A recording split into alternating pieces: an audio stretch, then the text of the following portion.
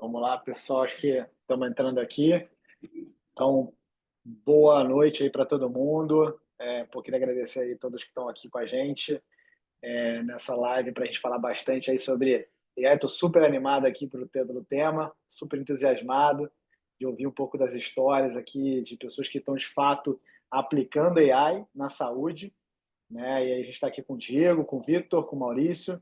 Eles vão se apresentar um pouquinho aí, cada um vai se apresentar. E a ideia aqui, turma, é a gente, de fato, explorar alguns cases, explorar, de fato, como é que a gente está vendo na prática a aplicação de AI. Muito se fala, né? Tem muita gente falando, tem muita hype nesse assunto, mas a gente quer, de fato, ver cases concretos, de fato, o que de fato a gente está fazendo e qual é o resultado que está sendo colhido, quais são os desafios para a gente cada vez mais garantir que a gente tenha mais aplicações, mais investimento de AI na saúde. Então vamos começar aqui, pessoal. Vamos lá. Quem quer? Diego quer se apresentar? Pode ser, pode ser. Bom, meu nome é Diego Libânio. Eu sou fundador de algumas empresas também, sou investidor na área de tecnologia. Das empresas que eu fundei, a mais conhecida é o Zé Delivery, que basicamente está em outro mercado aí, mas que também está dentro de todo esse ecossistema de tech. E nos meus últimos 3 anos eu tenho me dedicado bastante assim, para estudar e aprender sobre AI. Inclusive com o meu co-founder, que é um dos caras que conhece muito desse negócio, ele está há 10 anos trabalhando com Generative AI. E basicamente juntos a gente fundou a First Layer, que é uma empresa de atendimento com AI, que tem um foco ali em saúde, com a cabeça de reduzir ali a demanda que só é resolvida por humanos, por pessoas, por atendentes ali, especialmente em atividades mais intensas ali de marcação de consulta e também marcação de procedimentos. Então, aquele primeiro nível mesmo de conversação ali com o paciente. Quer falar um pouquinho aí, Vitor? Pô, valeu, Guilherme. Prazer aí estar com todo mundo. Valeu, Diego, Maurício. Meu nome é Vitor, eu sou um dos cofundadores da Nilo Saúde. A Nilo é uma plataforma de gestão de relacionamentos com pacientes, então permite que instituições de saúde, sejam provedores, operadoras, hospitais, redes clínicas, tem campanhas para encontrar populações e entrar em contato com elas de acordo com condições clínicas e criem fluxos, né, de automação de comunicação e cuidado desses pacientes de acordo com protocolos, linhas de cuidado e etc. E no último mês, né, a gente lançou os nossos primeiros agentes de AI também, né, agentes que rodam em cima da nossa plataforma, conversando com os pacientes, dentro desse fluxo de relacionamento de um paciente numa jornada de cuidado, seja ela um programa de saúde, seja ele uma área específica dentro de um hospital ou de uma operadora que está tentando aumentar o relacionamento e engajamento de pacientes. Então, bastante aprendizados aí nos últimos meses, bastante coisa legal para contar. Legal, Vitor. Vai lá, Maurício. Bom, prazer, meu nome é Maurício Norato, nós somos da Doutor AI, né, Doutor AI. A Doutor AI é uma plataforma multi-agentes que conta hoje com mais de 700 agentes já desenvolvidos, né, cada um com seu job description, e o nosso foco é na jornada completa da saúde, fim a fim. Nós fazemos desde o atendimento, agendamento, integrado com o sistema preferido de agendamento, seja Tazia, MV ou qualquer outro sistema ERP que a clínica ou hospital tenha. Nós fazemos toda essa jornada por voz ou WhatsApp. Depois a gente faz também toda a jornada de triagem e qualificação, pré-consulta ou pré-procedimento, para que o paciente tenha a melhor experiência desde do início da jornada dele, antes mesmo de chegar na consulta. A gente já entrega esse paciente triado e qualificado para o médico, já até com um direcionamento clínico proposto. Dali a gente tem o nosso módulo de teleconsulta, onde a gente escuta, transcreve e entrega também diversos insights clínicos em tempo real, além da transcrição, automação de prontuário, e tudo isso integrado já com o prontuário da clínica ou do hospital, do plano de saúde.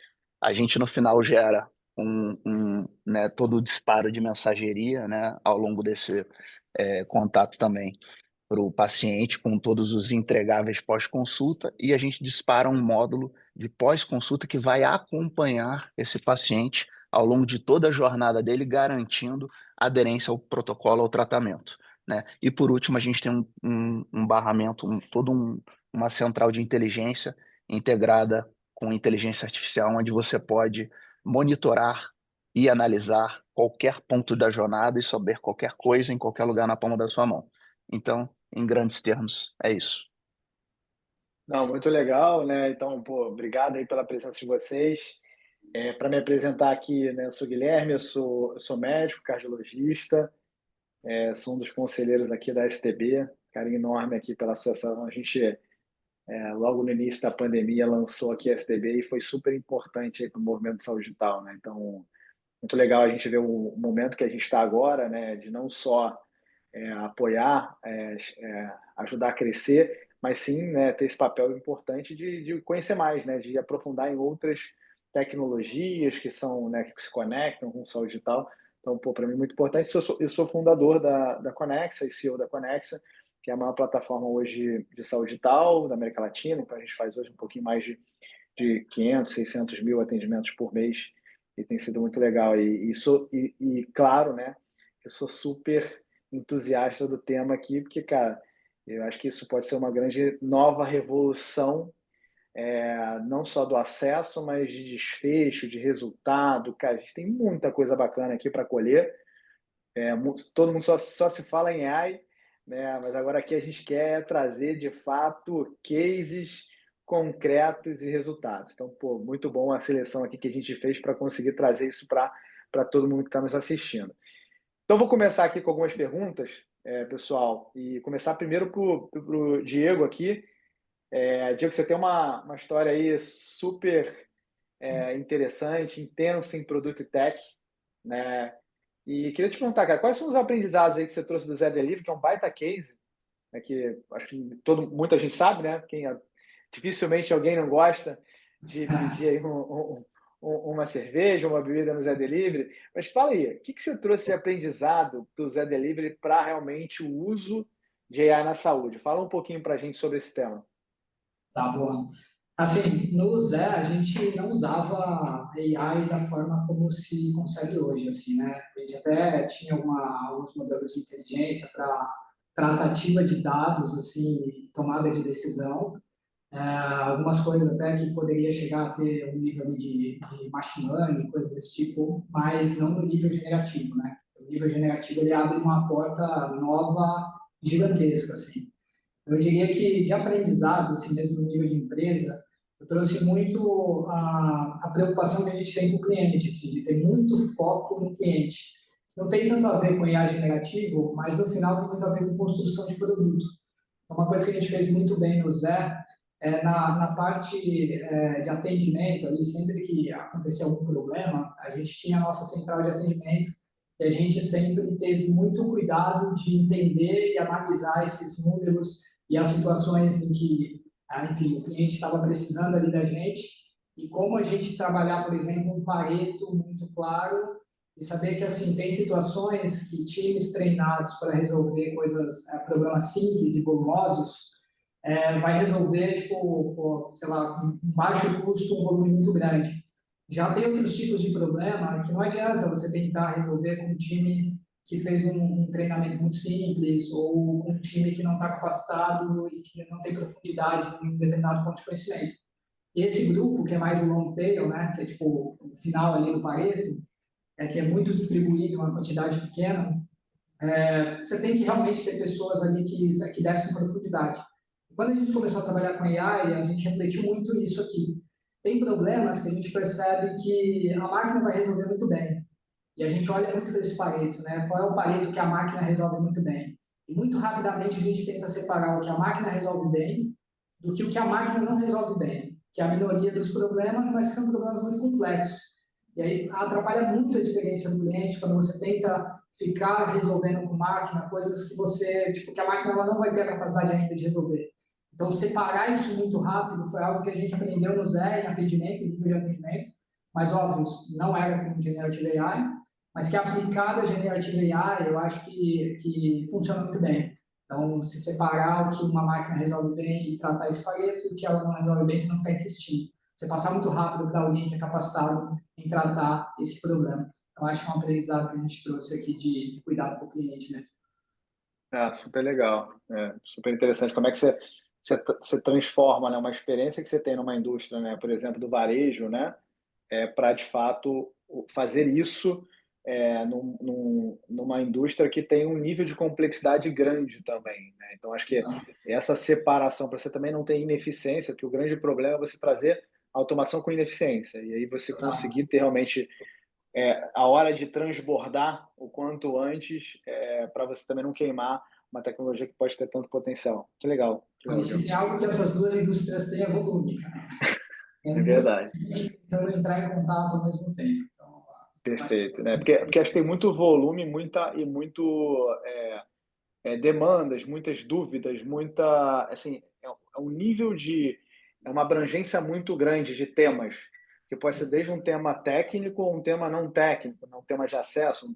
Então, acho que é super importante frisar isso aqui, que usar tecnologia e separar muito bem esses temas de mais técnicos, da complexidade maior, que é de fato como você consegue rapidamente saber que não é a melhor resposta, né, e sim transbordar para alguém que vai ter esse conteúdo e vai ter a capacidade de entregar, né?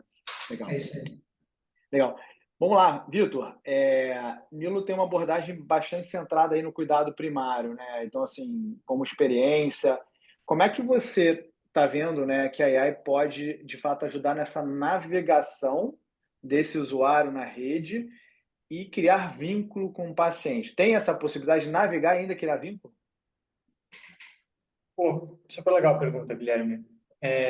Como que a gente vê a criação dos agentes dentro da Nilo, né? A gente lançou os primeiros agentes mês passado e acho que tem bem parecido com a Connex, a gente é uma plataforma, né? Então, a Connex é uma plataforma de saúde digital, a gente é uma plataforma de relacionamento, navegação de pacientes. Então, a gente, para criar os nossos agentes, usar os modelos de LLM, a gente não precisou ir atrás de um cliente, né, para fazer, né? Eu olho os agentes agem em cima de geralmente eles vão agir em cima de algo, né, de alguma plataforma. Ou você precisa criar a sua plataforma do zero, ou o seu agente vai agir em cima de uma plataforma de um terceiro, né, de um Zendesk da vida, ou de uma plataforma que você vai usar para falar com o paciente. No nosso caso, a gente já tinha a plataforma e a gente já tinha muitos usuários usando ela nos dias a dia, né? As enfermeiras, os profissionais administrativos. E a gente tomou uma abordagem de ir para um caminho de usar os agentes para tirar trabalho administrativo desnecessário desses profissionais que a gente via na nossa plataforma de todos os dias, sabe? Assim, e deixar para os humanos, de fato, a parte que deve ser feita para o humano. Tanto a parte de cuidado em si, né, a parte clínica, assistencial, como também, muitas vezes, uma parte mais humana, né, desse contato com o paciente. Então, os nossos agentes, eles agem muito mais nessa parte de identificar a demanda que o paciente entra em contato e alocar ele ao time de cuidado correto, receber inputs desses pacientes, por exemplo, exames que esses pacientes enviam para a gente já estruturar eles e subir no nosso sistema. Mas também tem alguns agentes, Guilherme, que entram mais nessa frente de convencimento e mais humano da conversação com o paciente. Então, a gente tem um agente, por exemplo, de convencimento de pacientes para entrar numa linha de cuidado ou num programa, tá? Então, não é bem a navegação como você está falando, mas é a primeira etapa, sabe assim, o topo de funil. Como que eu pego uma base enorme de pacientes e convenço eles que eles têm que entrar, por exemplo, no meu programa de atenção primária, ou para o meu programa de obesidade, ou para o meu programa de crônicos. E esses agentes têm sido muito efetivos, muito, porque eles não cansam, eles respondem de sábado, domingo, fim de semana. Aumentou, assim, as taxas de conversão que a gente tem visto, aumento de 10 vezes taxa de conversão versus um humano tentando mandar mensagem e convencer o paciente a entrar nesses programas que a gente, dos nossos clientes, né? Então, acho que sim, acho que a resposta é, à medida que a gente vai aprendendo e lançando novos agentes, esses agentes têm a capacidade de criar empatia, de se relacionar com as pessoas e num nível, né, de convencer ela até entrar num programa de saúde, que é algo que é relativamente sensível e pessoal. Dito isso, a gente, por desenho, eu acho que é uma escolha nossa, Nilo, tem separado muito bem o que é assistencial versus o que é administrativo, né? A gente não tem entrado na parte assistencial e tem focado realmente em criar agentes que vão liberar tempo dos nossos clientes e das enfermeiras e dos profissionais que estão usando a nossa plataforma para fazer coisas de maior valor agregado. O que a gente tem visto é que 70% das atividades deles são repetitivas, são atividades que, mesmo a gente conversando com os usuários, eles falam, não são coisas que eu gostaria de fazer, né? Gostaria de estar gastando meu tempo realmente cuidando, realmente entendendo os gaps de saúde desse paciente e agindo de uma maneira mais clínica assistencial. Então, eu acho que tem sido esse balanço que eu acho que a gente vai aprender a andar e vai cada vez mais se aprofundar, né? Onde que a gente desenha a linha, né? Daqui para cá é um agente e melhor ser um agente porque ele vai ser mais efetivo porque ele não cansa, porque ele age 24/7, porque ele consegue se adaptar a estilos diferentes e daqui para cá não, daqui para cá precisa ser um humano porque são vidas, é saúde que a gente está lidando, precisa ter alguém responsável pela caneta no fim das contas, né? Então acho que essa é uma discussão super interessante e a gente tem se posicionado mais na parte administrativa realmente por uma questão de desenho para aprender onde que essa linha vai estar, né? Acho que todo mundo aqui tem dúvidas, né? Tipo, onde que essa linha vai se desenhar é algo que a gente vai ver no futuro com o desenvolvimento dos agentes e das empresas nessa direção. Ô, Vitor, eu fiquei bastante impressionado com o número que você falou aqui, né? Porque qualquer coisa em saúde que dá 10 vezes, né, para mim é ouro, né? Então, assim, me fala um pouco mais desse 10 vezes um crescimento de 10 vezes de conversão. Dá um pouco mais de contexto aqui para todo mundo. E se você puder, por que você acha que, quando você compara, né, a automação aqui por AI, ela realmente está sendo tão mais eficiente do que o atendimento humano? O que leva, de fato, a esse tipo de comportamento? São vários. Eu acho que não tem uma bala de prata, sabe, Guilherme? São várias coisas, mas o que a gente via nos nossos. A gente já tinha um fluxo automatizado, né, de captação de pacientes para uma linha de cuidado. Então, a gente mandava campanhas baseadas em condições clínicas, né? Falando, eu tenho um programa de longevidade aqui, você é um paciente de 60 a mais com diabetes e hipertensão, você não quer participar do meu programa de longevidade? E a gente tinha, eu tenho um cliente específico que fazia mais ou menos, conseguia captar uns 100 e 150, 200 pacientes por mês para esses programas. A gente entrou de zero, passou para 600, 700, e aí depois de tweak, já está na faixa de 1.500 pacientes. Então, aí qual é a bala de prata? O porquê? Eu acho que é uma série de fatores. Eu acho que tem desde questões práticas, como eu falei, de horário. O WhatsApp, você manda uma mensagem e o paciente responde fora da janela de 24 horas do WhatsApp no fim de semana, fecha a janela, você não pode entrar em contato de novo e não tem ninguém no seu time para falar com esse paciente, você não consegue captar e o agente está lá, domingo, 2 horas da manhã, respondendo o paciente se o paciente entrar em contato com ele. É uma questão de volume mesmo. Você consegue entrar em contato com mais pacientes, porque o agente tem uma capacidade maior do que a quantidade de humanos que você teria para ficar respondendo esses pacientes. E tem uma questão também de fadiga, né? Eu diria assim. Eu acho que todos nós somos humanos, todos nós temos dias bons e dias ruins, né? E dias onde a gente está menos. Muitas vezes esses profissionais não estão fazendo só isso, né? Eles estão atendendo, tentando captar o paciente que entrou em contato, mas ele também está cuidando de uma carteira de pacientes crônicos e tem algum paciente que está crítico e ele está precisando ter atenção de uma outra demanda e ele não consegue dar a atenção necessária para aquele paciente que está entrando em contato só com uma pergunta de como funciona esse programa. E eu acho que o agente não cansa e responde e é treinado para isso. Então, algumas das coisas que a gente consegue observar e do porquê.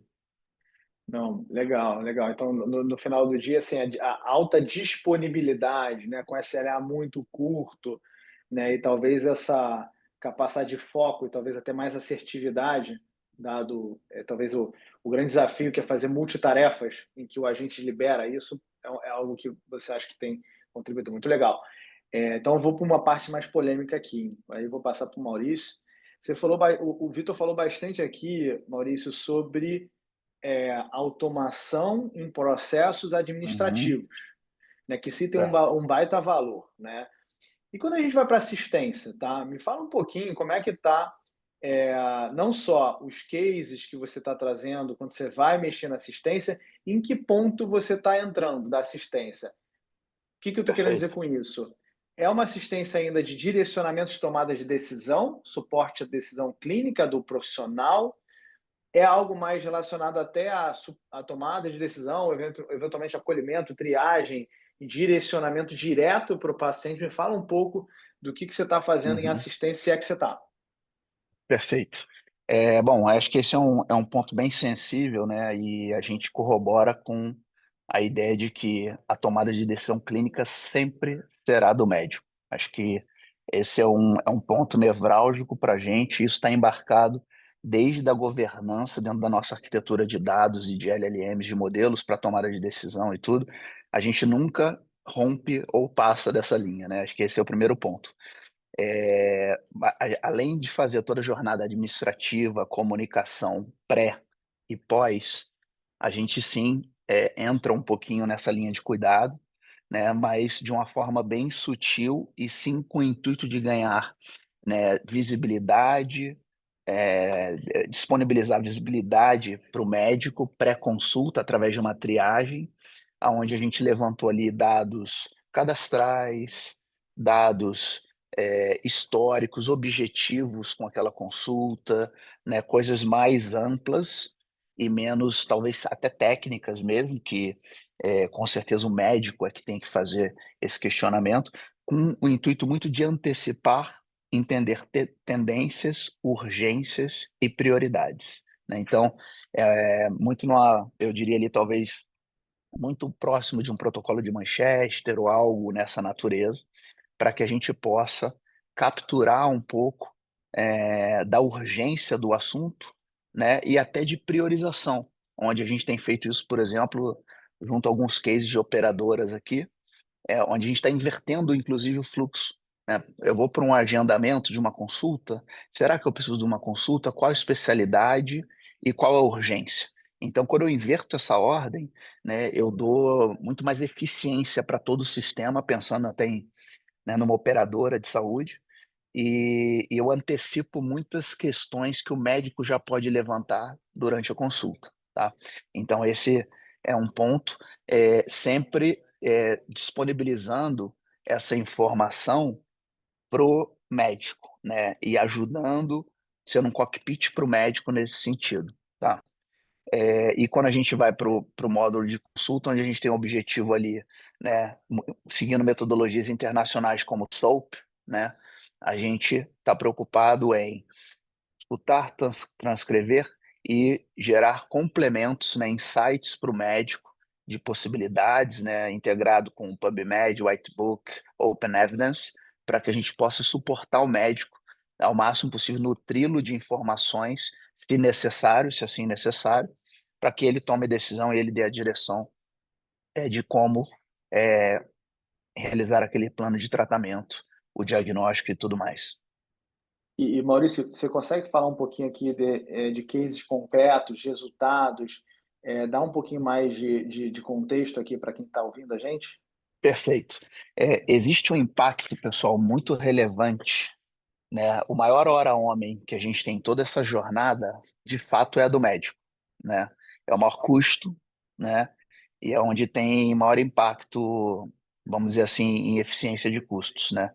A gente consegue A gente mediu isso, né, num case interessante, onde, e eu estou falando de algum nível de volumetria, não foi uma amostra tão pequena, onde a gente conseguiu aumentar em até, em alguns casos, não na média, mas em até 40% a eficiência do tempo de consulta, quando combinado a triagem com a consulta, onde eu tenho todas as automações de preenchimento de prontuário, né? Então, Para começar, o paciente já chega na sala com toda uma ambientação do médico sobre aquele caso e até sobre um pré-direcionamento de áreas para serem analisadas ao longo da consulta. Então, o médico ele vai fazendo perguntas, vai se aprofundando cada vez mais no case, e o que a gente pôde perceber de feedback dos médicos nesse sentido é, cara, eu já tenho uma direção, eu já tenho, né, eu não perco tempo perguntando às vezes coisas tão básicas que alguns itens, né, já estão respondidos, outros eu confirmo, né, ele não deixa de passar pela anamnese dele, mas ele passa de uma forma talvez mais sutil para focar onde já está claro que há um campo de direcionamento a ser explorado. Então, ao longo desse processo, Guilherme, o que a gente percebeu foi que eu não só otimizo o tempo de consulta por conta da triagem realizada, né, da pré-consulta, vamos dizer assim, mas eu também ganho automação de processos em transcrição, preenchimento de prontuário e direcionamento. E o que a gente teve de feedback dos médicos que testaram foi, cara, eu já tive um direcionamento, eu pude ser muito mais profundo do que geralmente eu seria numa primeira consulta, eu pude fazer questionamentos cada vez, eu pude ter uma interação muito mais é, técnica, explorar outras áreas que talvez numa primeira consulta eu não conseguiria. E aquilo me ajudou muito a formatar eu não digo nem um diagnóstico fechado já, às vezes é possível, às vezes não. A gente sabe que depende de N fatores, exames e outras investigações futuras, mas ele já sai dali com um direcionamento muito mais claro.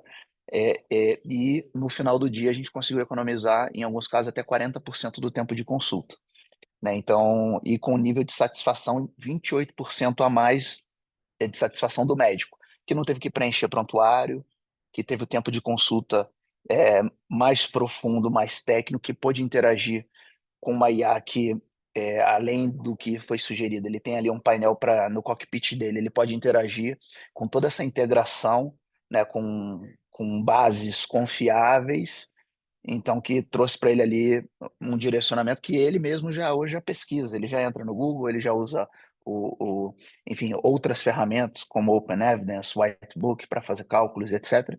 Então ele tem isso tudo centralizado num único local e que ele ainda consegue ter todo esse monitoramento do pós, né, na tela dele, foram os cases que a gente conseguiu comprovar ROI, né, e ter uma redução ali de 40%. Em termos de ROI aqui, vou dar big numbers para vocês, ali em torno de 1,5 milhão de economia, de 1,5 milhão de reais projetado, né, no ano, muito por conta desses savings aí de 30, 40% de tempo durante a consulta, quando somado à triagem, tá? Muito importante frisar que a triagem é um grande fator, né, é, de otimização desse tempo, tá? Não, A gente tem ali, muito legal. Muito a gente legal, tem assim, acho que... ali, pois não, Vai lá, desculpa, que deu um não, delayzinho, pode tranquilo. continuar, desculpa. A gente tem ali um ganho de preenchimento de documentação pós, né, que é um ganho, mas o ganho real na consulta maior, ele vem dessa pré-triagem, se bem realizada, né, e bem consistente e totalmente personalizável, né? Aqui a gente está falando de personalização em escala, com segurança e governança. Não, muito legal, assim, eu super concordo com assim, esse statement que você colocou, que quando a gente na Conex a gente fez bastante, a gente tem trabalhado bastante com automação aqui, e eu sempre achei, e é muito interessante isso, né? Eu tive uma dos insights mais, ao mesmo tempo, valiosos e burros que eu já tive. Que foi interessante, porque a gente começou com esse modelo de automação, né, de prontuário, né, de transcrição e tudo mais. E o que a gente percebeu no final do dia, eu falei assim, cara, isso aqui vai dar 15% de resultado. Porque, putz, eu vou ganhar 15% aqui de produtividade e tal. E a grande verdade que a gente percebeu é que quando a gente lançou, não deu, né, essa parte mais da tarefa administrativa do profissional. Eu falei assim, cara, não deu o resultado foi muito pequeno, 1%, 2%. Eu falei, cara, o que está acontecendo? Né? Recording in progress. E aí Opa, acho que deu bom. E aí o que eu acho que... E aí a gente falou, cara, né, estudando bastante, foi interessante, assim, cara, a gente chegou à conclusão que só dá para automatizar coisas que são realizadas, né? Então, no final do dia, o que estava acontecendo é que parte dos médicos que a gente estava testando naquela época não tinha um volume de escrita tão grande, né? Não tinha um volume de data points coletados tão grande. Então, no final do dia, você não vai automatizar, você estava ganhando o quê? Qualidade, né, da assistência, registro e tal. E esse é um ponto super importante. Qualquer automação que você faça, você tem que saber o que você quer resolver. E muitas vezes a gente acha que é botar AI em qualquer lugar que vai resolver alguma coisa.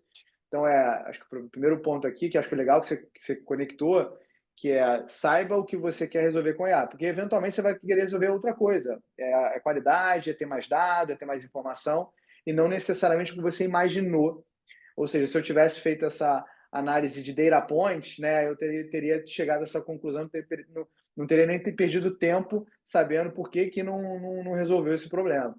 E certamente eu super concordo que parte importante do médico, e aí não tem jeito, porque o médico, para fazer um diagnóstico, ele tem que coletar muita informação, realmente a automação para ajudar ele a coletar informações que eventualmente ele não precisa coletar, e obviamente com um nível de assertividade muito grande. Então, muito legal esse teu relato, acho que conecta bastante que sim, onde a gente está vendo que vai realmente mudar a produtividade, aumentar realmente o trabalho eficiente do médico nessa etapa um pouco mais, não da burocracia, que a bem verdade já tem muita plataforma, muitas coisas legais que diminuíram muito esse tempo, mas sim onde tem um maior impacto na coleta, no resumo, nesse entendimento do caso.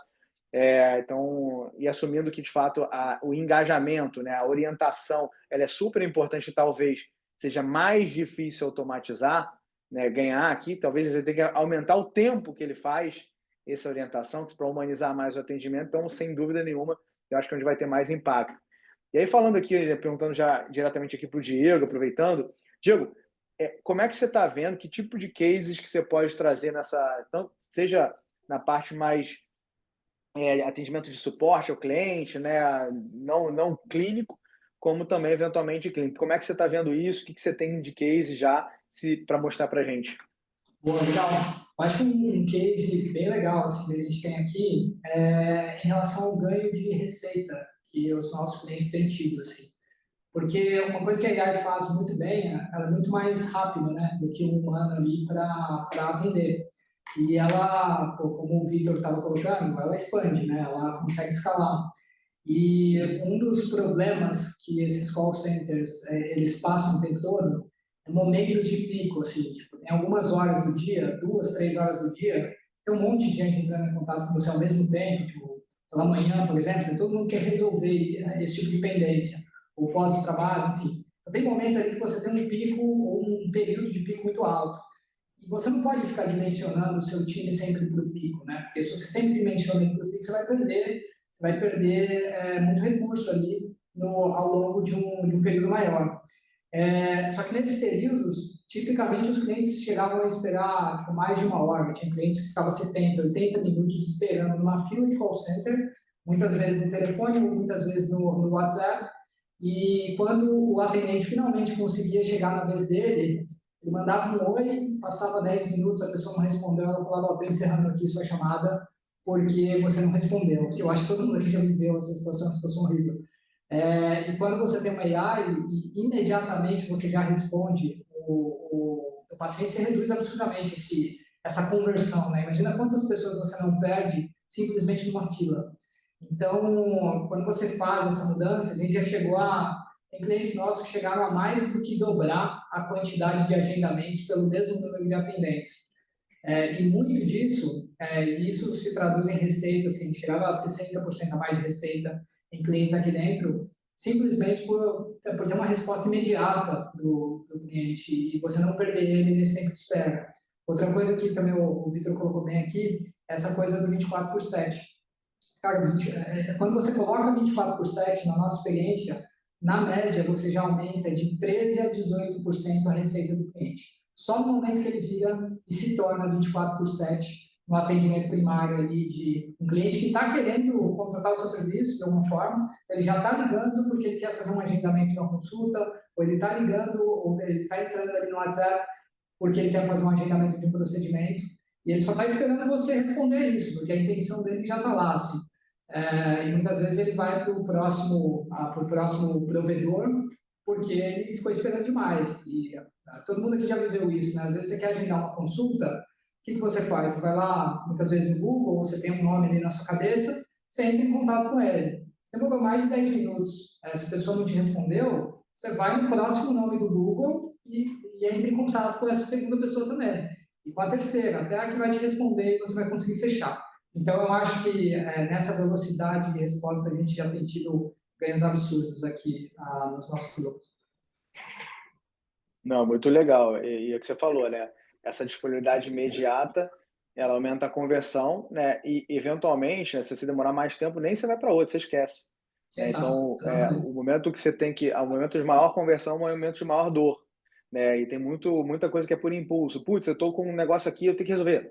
Pum. Se você tem a disponibilidade imediata, você converte mais. Isso aí varejo faz isso pra caramba, né? As Total. plataformas de compra, e-commerce, ganharam muito volume nessa automação, né? Permitir compra direta, né? E não ter um vendedor, alguém ali fazendo a transação. Então, sem dúvida nenhuma, isso é super aplicável. Fala, Maurício, você levantou a mão aí, fala aí. Pô, não, aqui dentro a gente costuma falar que são, conforme o Diego bem colocou, são 3 pontos que a gente bate aqui bastante com os clientes, né? Disponibilidade, que é, pô, tô disponível 24 horas por dia. Tem o segundo, que é tempestividade, sou rápido, né? E o terceiro, que é assertividade. Eu acho que a IA, ela traz esses 3 pilares aí, e a gente tem experimentado exatamente esses ganhos aí nos clientes, de receita, muito por conta desses 3 fatores, né? Muito bom. Já vou aqui passar um pouco para as perguntas aqui da audiência. Tem a Ciane, ela está perguntando aqui para o Vitor e para o Maurício se vocês têm clientes na Europa e se sim, pode linkar alguns. A gente não tem, Ciane, a gente está só Brasil e América Latina. Eu também não tenho na Europa, eu tenho Brasil e Estados Unidos agora o primeiro. Legal. Já aproveitar. Diego, tem, Diego? Não, a gente tem clientes na América Latina aqui, mas Tá, fora da América Latina. legal. Perfeito. Ó, tem aqui, depois se vocês tiverem interesse aí, ela está propondo, né? Então, o Maurício já respondeu aí. Perfeito. Vamos lá. A Janaína fez uma pergunta aqui. Boa noite. A grande questão é que mesmo com muitas ferramentas que facilitam o preenchimento do prontuário e, consequentemente, reduz o tempo aí de consulta, ainda tem o fator humano por trás. Existe algo ou estão pensando em elaborar algo que possa diminuir esses erros que passam pelo aceite de uma informação do paciente que não era para ter passado e, por fim, ter um dado errado ou desatualizado. É quase que tipo uma redundância, né? Um processo de redundância ou um processo de quase que de feedback para não fazer o médico esquecer de fazer uma pergunta ou não fazer o médico prescrever algo, por exemplo, tem uma alergia que foi vista há não sei quanto tempo e aí ele vai prescrever algo que pode provocar uma alergia, algo. Vocês já estão trabalhando nesse copiloto, né, vamos dizer assim, né, que é o cockpit, de uma forma mais proativa no critério clínico aqui? Vai lá, Maurício. Sim, acho Depois eu. que do nosso lado aqui, a gente tem uma central de monitoramento, lembra que eu falei? Então, no monitoramento, ele está monitorando tudo em todas as jornadas. Desde o que está acontecendo no atendente, na triagem, na consulta e até no pós-consulta. Então, por exemplo, durante uma consulta, o meu agente de monitoramento ele está escutando 100% a consulta, ele está vendo se o médico está seguindo o protocolo de atendimento, se ele deixou de fazer alguma pergunta que está no roteiro, no script médico, e eu tanto mostro para ele na tela, no cockpit dele, que ele deixou aquela pergunta, deixou de fazer aquela pergunta, por exemplo, uma alergia, quanto eu posso soltar uma notificação para ele, né? E no momento da prescrição, na tela da prescrição, a gente tem ali os alertas, né? Então, assim, a gente ainda não bloqueia, porque, de novo, a palavra do médico, né, é supremacia final, mas a gente gera o alerta em tempo real e a gente tem uma ficha de aderência ao final que eu entrego para a operadora, para o hospital e etc., que eu faço cross-check 100% de tudo que foi falado ao longo da consulta, se teve aderência tanto ao protocolo quanto a decisão clínica, diferente, descolada da IA. Então, assim, a IA não toma decisão, mas ela pode apontar, olha, isso aqui eu faria diferente, isso aqui faltou prescrever, na visão da IA, tá? Pô, eu acho que essa pergunta é muito pertinente, porque vai de encontro um pouco com o que a gente acredita na Nilo e um pouco do que eu estava falando, assim, do a gente precisa agir em algum lugar, né? Ou a gente precisa agir em cima de uma plataforma, ele vai agir em cima, por exemplo, de um prontuário, né? E ele vai pegar os dados que tem ali no prontuário para ter contexto sobre o histórico do paciente, para poder agir com esse paciente, né? De alguma maneira, ou agir com o médico, né? Para dar algum um copilot para o médico. Só que a gente sabe que muitas vezes o dado não está ali, né? O dado está distribuído na jornada do paciente em múltiplos lugares. O dado está na mensagem de WhatsApp que ele enviou para a enfermeira do programa de saúde que está cuidando dele, o dado está no prontuário de uma instituição ou da sua outra instituição. Grandes partes dos clientes que a gente conversa são empresas grandes que têm múltiplas unidades de negócio com prontuários que não se conversam ou não se falam. Então, acho que vai super de encontro com a visão nossa, Nilo, de ser a plataforma que puxa todos esses dados para um lugar e vira o canal onde agentes podem agir em cima, né? Ter esses dados estruturados, uma visão única do paciente, né? De tudo que ele fez no passado, tanto dados de jornadas, dados demográficos, quanto dados clínicos, né? Que a gente puxa para prontuários, a gente não é um prontuário, né? A gente integra o prontuário do cliente. É o que a gente acredita ser um ponto-chave importante de criar agentes que no longo prazo vão ser cada vez mais efetivos. Inclusive, a nossa posicionamento como Nilo, a gente tem agentes nossos que a gente está criando, mas a gente também a gente tem agentes de parceiros que vendem a gente na nossa plataforma. Então, por exemplo, a Psycho AI é uma empresa que faz só agentes para saúde, e agora eles são parceiros nossos e estão distribuindo agentes através da nossa plataforma também. Por quê? Porque a gente acredita que cada empresa vai se especializar em fazer agentes específicos muito bem feitos e vai ser difícil, né? Todas as empresas fazerem agentes muito efetivos para todos os casos de uso possíveis, e a gente sabe que quanto mais específicos o agente for, mais efetivo ele é. E a gente, como Nilo, tem essa responsabilidade, né? Exatamente essa responsabilidade da pergunta, que é prover todos os dados para que a gente consiga agir em cima de uma maneira efetiva, ou seja, com profissional de saúde, ou no nosso caso, né, com pacientes e profissionais administrativos. Sejam eles dados estruturados que a gente puxa de um prontuário, sejam eles dados desestruturados de uma conversa de WhatsApp que o paciente está tendo lá com a sua equipe, que a gente estrutura e dá para a gente consumir para poder agir em cima. Muito legal. E aí, né, estamos falando bastante aqui, né, do que dá para fazer, de algumas coisas concretas que a gente está vendo. Mas eu queria aqui uma pergunta talvez um pouco mais provocativa. Vamos lá, Diego. Qual é ou quais são os maiores mitos sobre AI e automação em saúde que você gostaria aqui de desconstruir para todo mundo que está aqui? Boa, boa. Bom, eu acho que uma coisa que eu ouvi no começo, quando a AI estava surgindo, muita gente achava que a AI ela seria muito boa analiticamente, em primeiro lugar. Depois ela seria talvez uma AI que consiga ter empatia. E por último, ela seria uma AI que teria criatividade. E o que a gente viu na prática foi o completo oposto. Assim.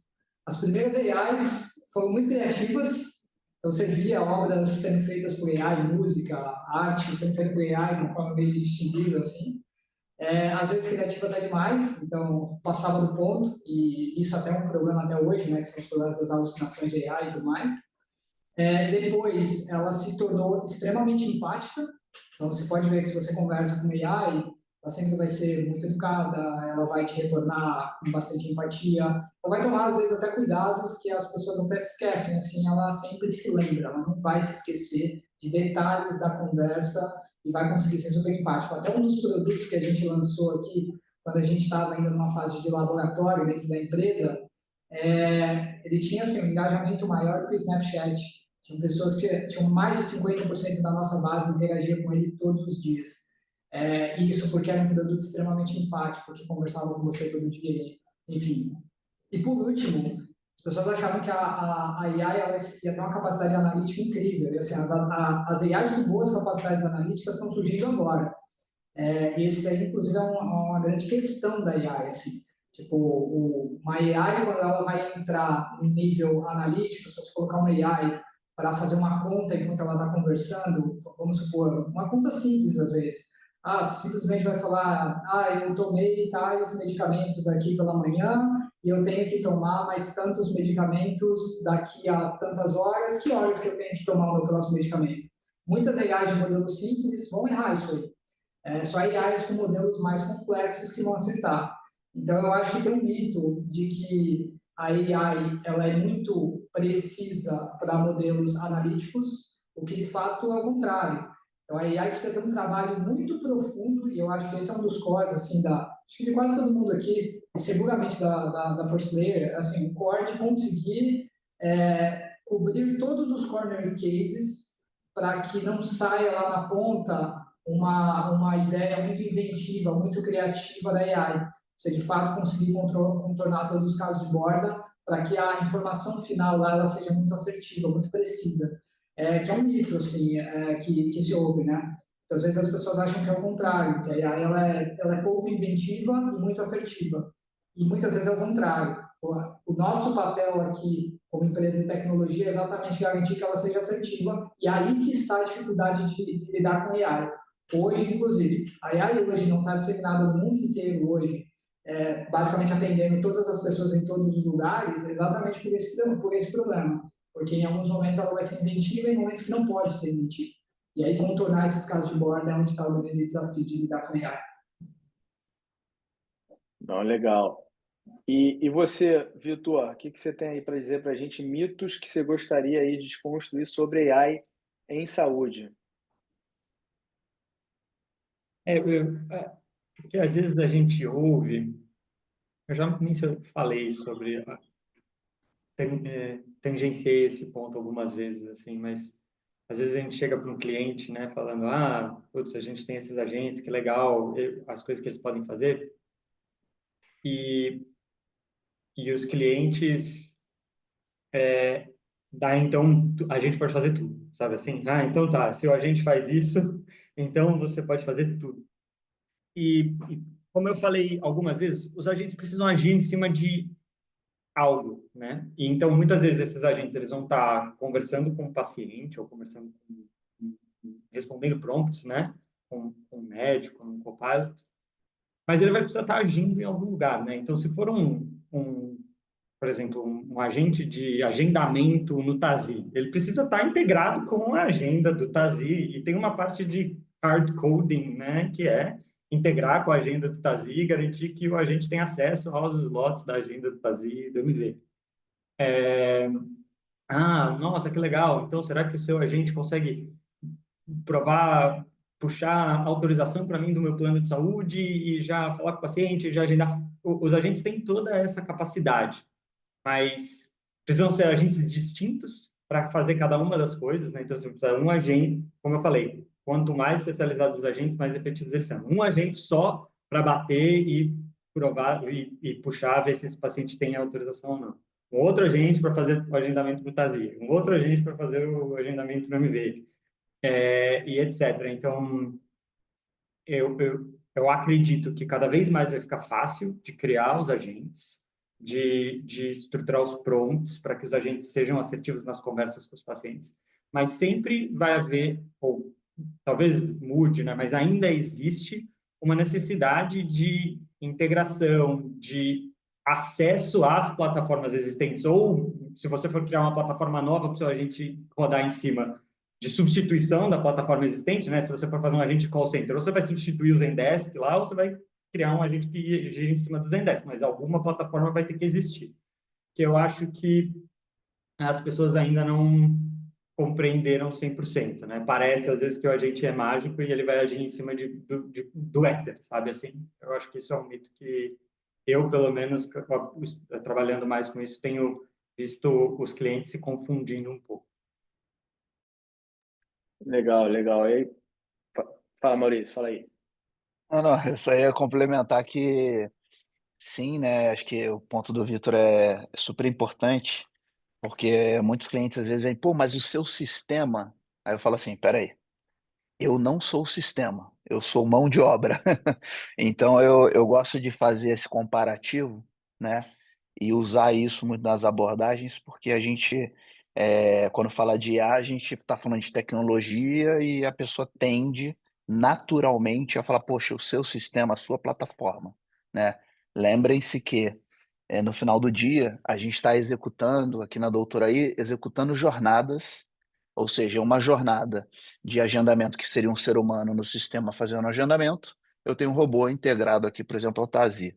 A gente tem um caso, inclusive, de um plano de saúde relevante, tem algumas centenas de milhares de ligações diárias que a gente atende com um agente de IA por voz, né? E a gente faz lá todo o atendimento, agendamento da central inteira e direciona inicialmente, por exemplo, o agendamento, a gente faz o agendamento, né?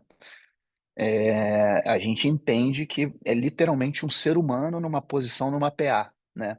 Então, todo o comparativo de ROI, etc., é com a posição do atendimento de uma pessoa que está executando aquela função. Assim como um copiloto, né? Um assistente médico que está ali transcrevendo o prontuário para ele.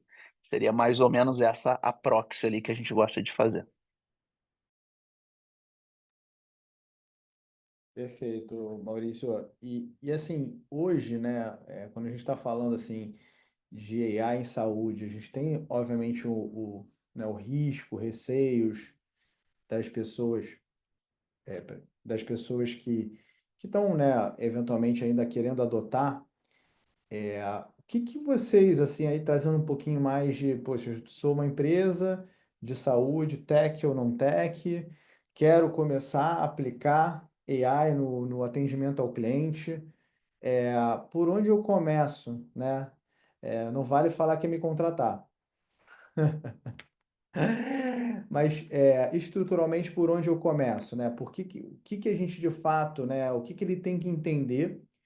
Que tipo de sabedoria ele tem que ter, que tipo de coisas que ele não sabe ainda que ele não sabe, né, ainda, que acho que é super importante aqui. Então, assim, os fundamentos importantes, assim, para quem está ali no começo, querendo aplicar, tem desafios, e, assim, né, 10, não vou falar 10, mas 5 boas práticas para começar aqui a aplicar de fato AI, e não só aplicar, mas de fato aplicar com mais velocidade, né? Então, não só em pequena escala, mas de fato dar um passo mais intenso aí nessa jornada. Bom, eu posso começar essa aqui então. Eu diria que é por onde ele está a maior dor dele, e talvez ele não saiba qual é a maior dor dele, né? Então, ele entender consultivamente onde é que tem maior oportunidade de otimização na clínica dele, ou seja, qual é a alavanca de negócio que ele tem que mexer agora. Acho que esse é o primeiro passo, é ele conseguir compreender.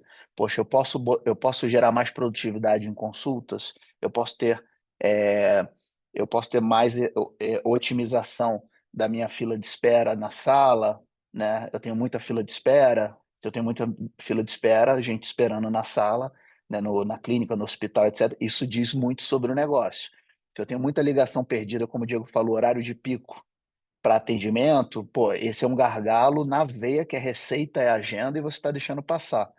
Então, eu acho que o primeiro ponto é ele fazer um diagnóstico preciso das principais alavancas, quantificando isso, né, e indo matando o primeiro problema dele. E aí, muita gente ataca a boca de funil, né? Que é, pô, se eu tenho mais volume, receita represada, que eu não estou conseguindo atender por conta de horário de pico, ineficiência de atendimento, etc. Né? Geralmente, a pessoa acaba indo pelo atendimento, muito por isso que a gente tem aí centenas de agências fazendo bots de IA e vendendo isso, né? Que a gente vê muito por aí. E isso traz um grande desafio para quem vai contratar isso e é um ambiente ainda desconhecido, né? O primeiro deles, eu diria ali, se a pessoa tem muita ligação, né, de voz, hoje tem pouquíssima gente fazendo isso com escalabilidade, estrutura, né? Voz, atendimento por voz é complexo, né? Envolve uma outra linha que a gente está falando de telecom. Então, acho que isso procure um parceiro que saiba lidar com voz, E, como o Vitor bem colocou, eu vou de novo trazer exemplo aqui à luz dos cases, né, que é o objetivo da call. Um cliente nosso, quando eu vou fazer o agendamento para ele, eu consulto 27 APIs em uma ligação, numa fração de segundos. A gente está integrado com o Tazi, cara, ele tem uma série de regras de negócio e ele tem API para tudo que é regra de negócio.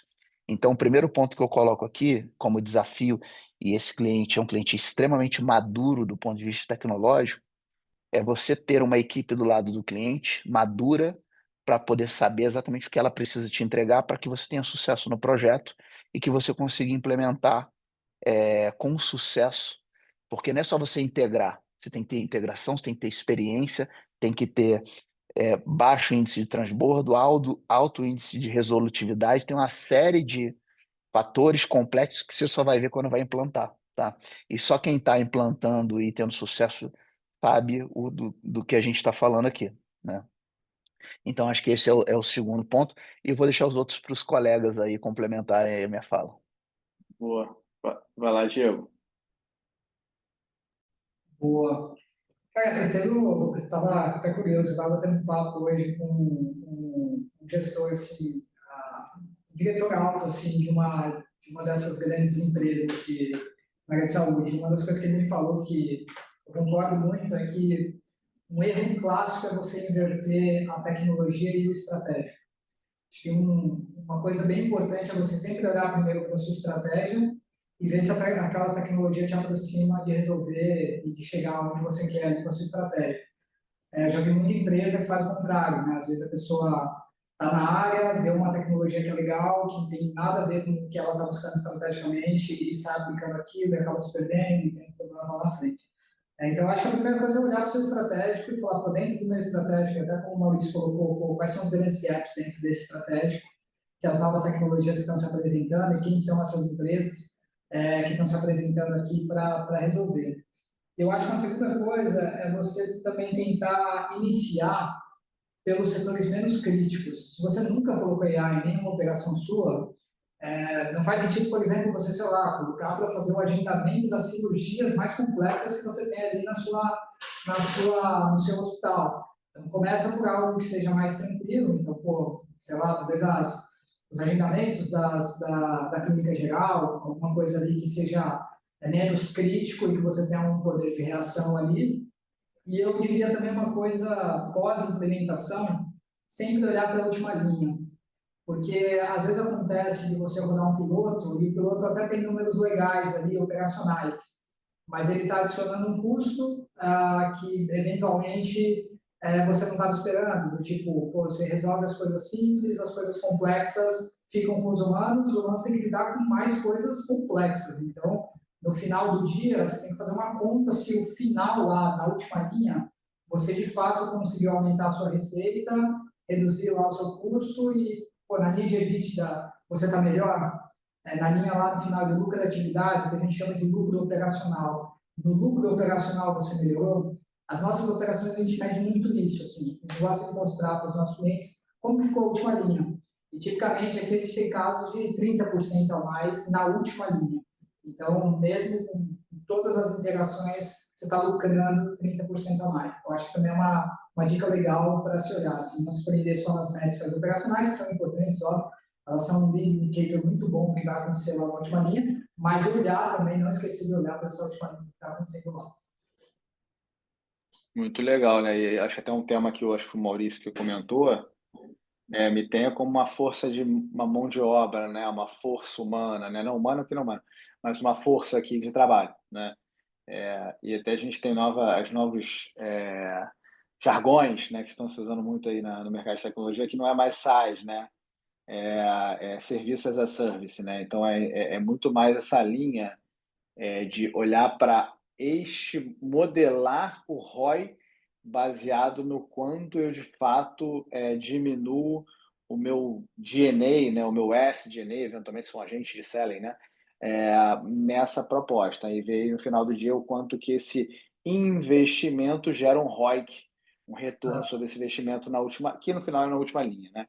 Então, Até um ponto aqui, né, que eu acho que é legal, já teve casos de a gente ver assim que cliente olha e fala, tá, mas aumentou um pouquinho aqui, aumentou 5% o meu custo. Só que aumentou 5% o custo e aumentou 60% a receita.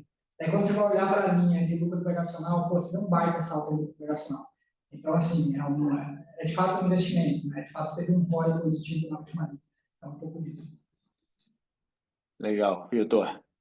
Eu concordo com o que todo mundo falou, assim, pensando o que eu posso agregar a mais. Eu acho que tem uma das coisas uma provocação que a gente faz muito aqui internamente na empresa é a gente tem, quando a gente fala, né, de agentes, a gente tende a instantaneamente pensar, tá bom, onde que eu vou colocar agentes no meu processo crítico, principalmente no que tange interface com pacientes ou com médicos, etc. Mas a maneira como a gente trabalha vai fundamentalmente mudar com agentes. E os agentes, eles não vão agir só nesses processos críticos que são diferentes para o cliente, né? A provocação que eu faço e que a gente se faz aqui dentro é como você pode entender mais sobre isso para aplicar a tecnologia no seu financeiro, no seu time de people, no seu time, em todas as áreas dentro da sua empresa. Assim, eu tenho olhado, eu toco financeiro dentro da Nil, uma série de ferramentas que fazem para automatizar toda a parte de contabilidade e fluxo de contas a pagar, contas a receber, etc. Né? E a Bruna, que trabalha comigo, já não cansa de ouvir. Eu falo, e aí, Bruna, quando que a gente vai mudar o processo para você parar de ficar fazendo planilha e a gente contratar um agente para ser o seu estagiário, sabe assim? E acho que essa é uma provocação super válida para todo mundo, né? De pensar que as novas empresas que vão surgir, que vão competir, né, com as nossas empresas no futuro, elas vão repensar todos os fluxos de trabalho, não só os fluxos de trabalho que são de frente para o cliente. E todo mundo vai precisar entender como isso funciona para poder aplicar no seu trabalho do dia a dia. Não é só porque você trabalha com RH que você não vai precisar aprender, sabe, como que um agente funciona e como usar um agente no dia a dia. Então, a gente na Nilo, por exemplo, no último, a gente faz uma N-Week, que a gente chama, né? Um dia onde todos os, como tem muita gente remota, todos os colaboradores chegam e ficam uma semana junto, trabalhando junto, e a gente tirou um dia para dar licença de Gemini e ChatGPT para todo mundo, para eles criarem os próprios agentes, né? De uma maneira mais low code, mais fácil, mais para eles licenças premium para eles aprenderem e começarem a colocar o pezinho nisso, não só os desenvolvedores, né? Falar, não é só o produto, não é só os desenvolvedores que tem que aprender a fazer agentes, todo mundo na empresa vai precisar mudar o mindset para isso. E eu acho que isso é importante. Legal, e acho que era essa a minha provocação que eu ia fazer, você já entrou aqui, né? A gente falou muito de orientação a negócio e a dor, e é lógico, né? Tudo que a gente faz tem que estar, mas acho que tem um outro pedaço, o que de fato eu preciso fazer, né, para acelerar a adoção, mesmo que, né, não necessariamente tenha cada KPI traqueado, ou seja, muito mais um olhar para meio do que para fim, né? Então, assim, pô, será que eu deveria pensar em ter X% de automação de todas as minhas tarefas repetitivas na empresa por AI, né? Que acho que é uma coisa que não necessariamente você está com essa dor, não é um ponto relevante, mas é algo que no fim, né, nos próximos 5 anos, pode ser decisor da forma como você adota. Então, que conecta muito com a cultura. Então, esse é um tema importante, que é assim, eu começo pela dor, mas se você está enxergando que isso pode ser algo realmente revolucionário, né, como muitos estão acreditando, como é que você está adotando isso na sua cultura como uma ferramenta assim que todo mundo usa o Excel, né, para melhorar os processos, as contas, né, fazer mais automação, inclusive automação, como é que você vai adotar e se você não deveria ser, né, a pessoa que vai empurrar essa frente, mesmo que sem um ROI claro, né? Que acho que é o tema que aqui é onde é o contraditório. Mas sim, mas tem também o benefício de você eventualmente nem saber qual é o ROI antes de começar a difundir isso dentro da companhia, seja dentro do produto, seja dentro das áreas de back-office. Acho que é um negócio legal, assim, de provocação. Acho que não tem certo e errado. Tem, de fato, quando você está disposto a gastar de energia, foco e dinheiro, né? Mas, sem dúvida nenhuma, é sempre uma relação de curto e longo prazo. Então, acho que esse é um tema também bem bacana, assim, que muitas pessoas estão se perguntando e quase que estão sendo paranoicas nesse ponto aqui de quanto deveria acelerar, né? Guilherme, só para adicionar um ponto, o ROI também, assim, é claro que quando a gente empacota os nossos agentes para vender, principalmente quando você tem um uma ação clara, né? Eu vou aumentar a captação, eu vou aumentar seus agendamentos. O ROI, ele tem que parar de pé e é mais fácil, né? E é por isso que a gente escolhe esses para, né, como ponta de lança comercial. Mas quando você está olhando para dentro de casa, e eu vou falar, vou criar agentes aqui para os meus processos, a gente não sabe como que vai ser a curva de custo desses modelos no longo prazo, sabe assim? E aí pode ser que elas vão cair vertiginosamente. Então, você olhar para também, né, o custo hoje dos tokens, dos modelos de LLM, e falar, não vale a pena, né, eu fazer isso aqui porque está caro, a minha opinião é que você vai ficar para trás, porque esse custo vai cair, vai mudar de ordem de grandeza, e aí você não vai ter aprendido a fazer e a usar a tecnologia. Muito legal, assim, super rico aí, pessoal. Estamos chegando aqui vimos aqui, não temos mais perguntas. Queria já, no finalmente aqui, e talvez fazer uma provocação aqui, né? Se vocês puderem, de fato, dar um resumo aqui dos maiores insights que vocês tiveram nos últimos 6 meses, né, de aplicação da AI na saúde, de como isso pode realmente mudar, que a gente chama de reshape da saúde. Achei super legal aqui para a turma que está assistindo a gente.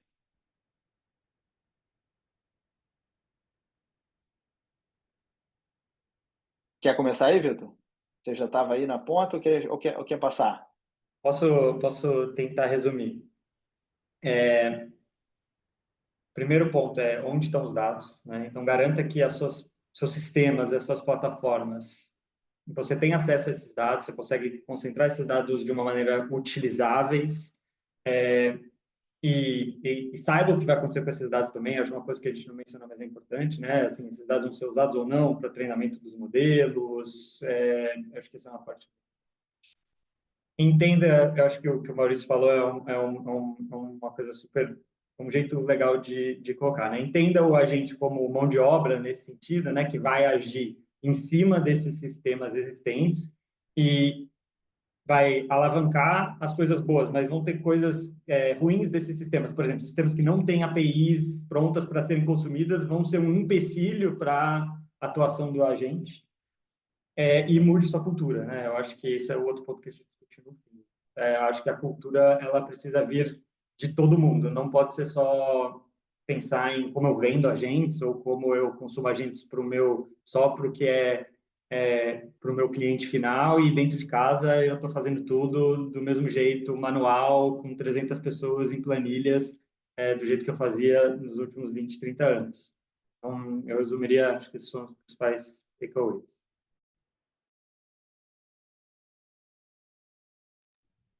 Vai lá. Maurício.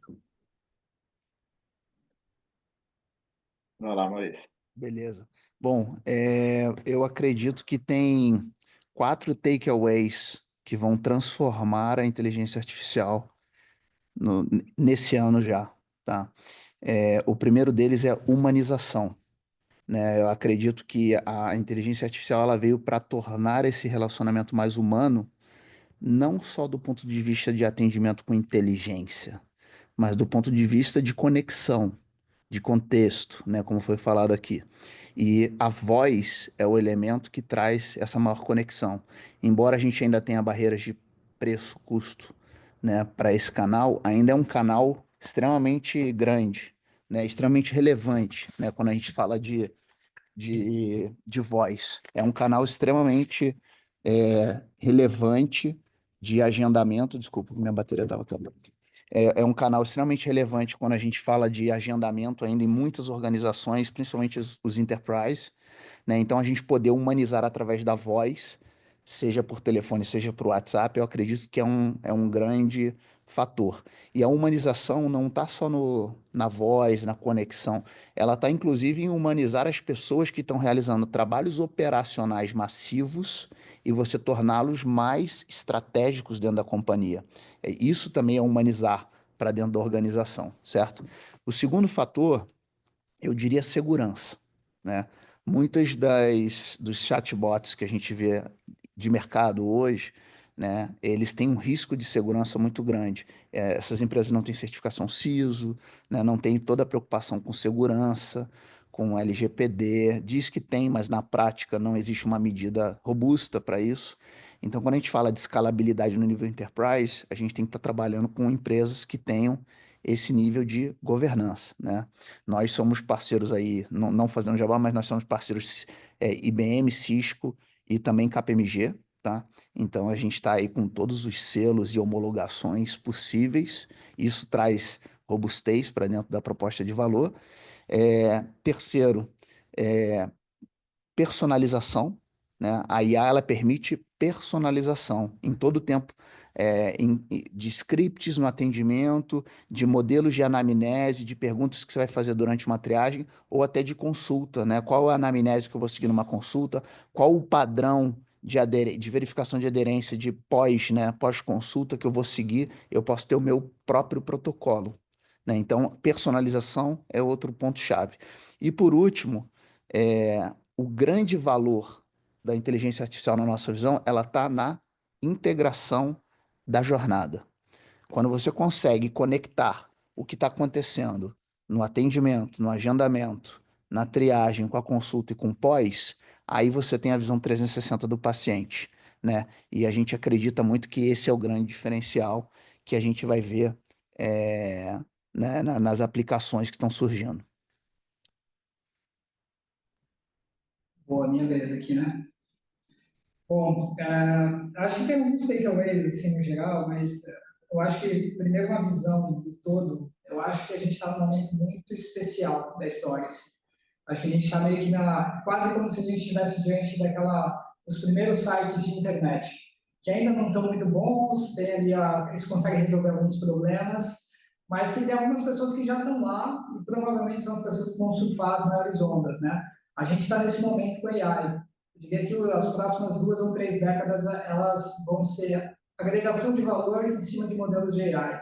Então, quem está começando a usar agora, às vezes está vendo que não está perfeito, que tem ali um ou outro problema, que pode ter alguma questão de custo e tudo mais, mas no final das contas, assim, vai ser uma revolução tão rápida que daqui a 2 anos a gente vai olhar para trás e vai falar que o que a gente está fazendo aqui é brincadeira, assim, perto do nível que esses modelos vão chegar. E quem começar agora, quem deixar para começar lá na frente vai estar atrasado.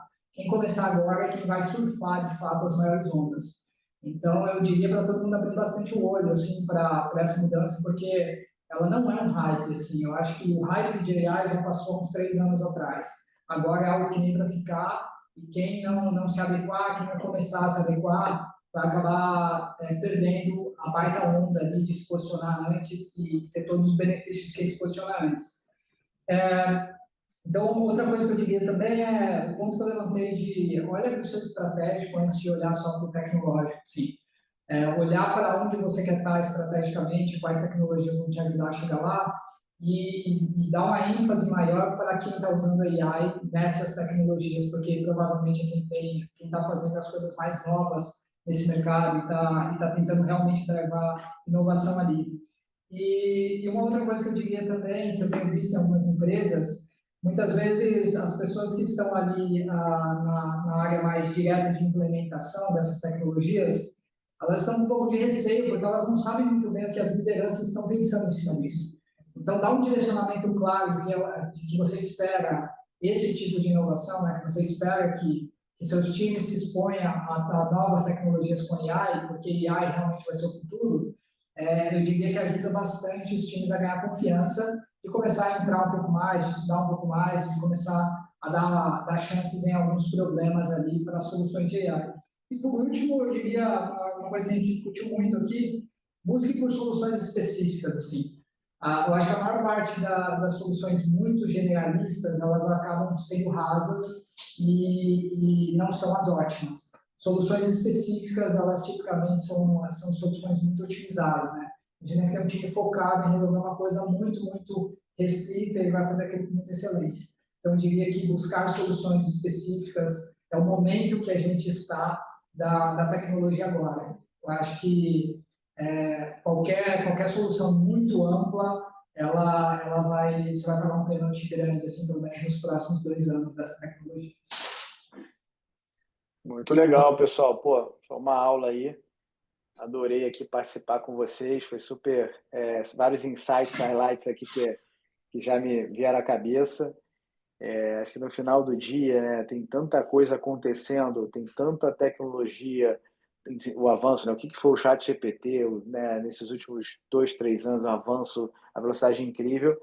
E eu só terminaria assim de dizer que certamente o que a gente está vendo hoje, né, o que está acontecendo hoje, a velocidade de incremento em relação, cara, ao nível de acurácia, de assertividade, a velocidade, isso tem escalado tão rápido que eventualmente você está com um problema que você não está conseguindo resolver, pode ser que daqui a 6 meses você consiga, né? Então, acho que esse é um ponto crucial, assim, do que a gente vem vivenciando na adoção de AI, né? Do 3, do 3.5, do 4, né? Do Gemini, então assim, do Grok. Então tem vários modelos, né? Acho que tem tanto investimento, acho que o Vitor falou um pouco disso, está tendo tanto investimento em capital, tecnologia, né? Infraestrutura, né? Que por um lado a gente até tem medo, né? De ser uma bolha e despencar, mas por outro lado tem tanto investimento que a aceleração dessa tecnologia ela vai acontecer cada vez mais rápido. Então,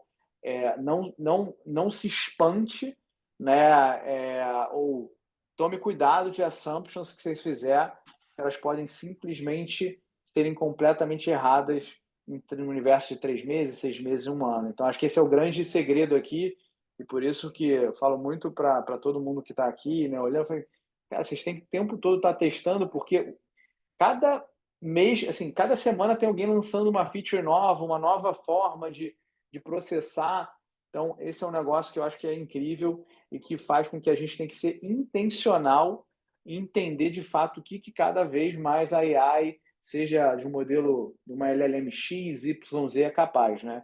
Então, muito bacana aí, pô, fiquei super feliz aí de estar com vocês aqui e quero aprender mais aí. Depois vamos bater mais conversas aí com essa.